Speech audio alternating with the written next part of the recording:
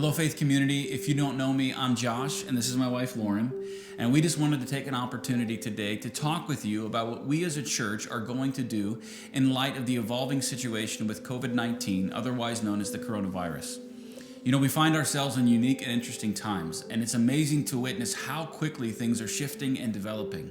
And I know we're all finding it difficult to sift through all the information and know what to believe or what not to believe.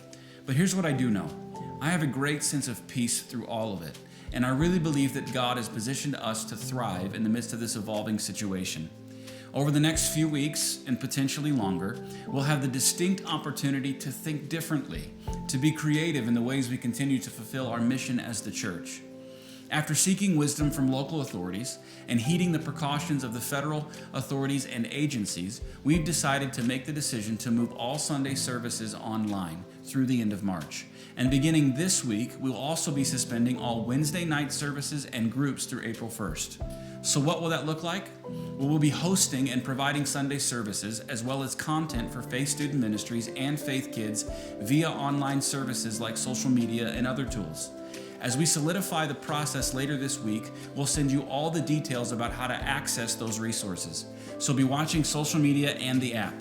Now, if you don't have the app, make sure you download that at faithcommunity.co/app. Faith Student Ministries and Faith Kids will be posting content on social media for you to keep your families engaged and equip you to walk this out at home. So stay tuned and be on the lookout for the information about that. Now, as we make our way through this time period, we'll continue to evaluate the situation and seek counsel to determine our next steps. I know this sounds tough, but if you look throughout history, you will always find that in times of crisis, God's church not only survives, but thrives. Church is not just about Sunday mornings. Gathering together is an important part of our faith journey. But just like we've talked about in the Ephesians series, you and I are the church no matter where we are. We cannot control how this thing develops and what that means for our everyday lives. What we can control is our response and what we do with this unique opportunity. I want to encourage you to approach the coming days with an attitude of faith and wisdom. When given an opportunity to choose faith or fear, we make the decision to follow the way of faith. I think Jesus' advice to his disciples as he sent them out is apropos. Be wise as a serpent and harmless as a dove. We're going to continue helping people move from where they are to where God wants them to be on whatever online solutions we create.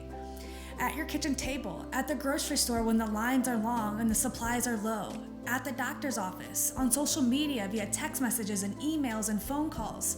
We're going to be the church, the hands and feet of Christ. Now, I want to share this quote with you before we go. It's from Teresa of Avila, and I think it'll really help mold and shape our perspectives as we move forward. It says this: Christ has no body on earth but yours, no hands but yours, no feet but yours. Yours are the eyes through which Christ's compassion for the world is to look out. Yours are the feet with which he is to go about doing good, and yours are the hands with which he is to bless us now. Now it is time to trust God and let him work through us wherever we find ourselves in the coming days. It is time to be flexible and patient with ourselves and others. And I am committed to sharing the hope of the gospel and serving our community however God leads us to do it. We are going to look at this time as an opportunity and not a burden. So, while we may not be meeting in person for the next few weeks, and while the days ahead are uncertain, let's keep on operating with the belief that God is for us, and we will rejoice and celebrate together when we are able to gather again in person soon.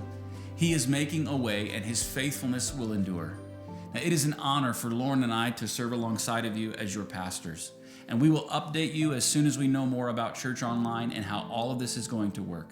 But for now, go enjoy your day, serve the people around you, and we'll see you soon.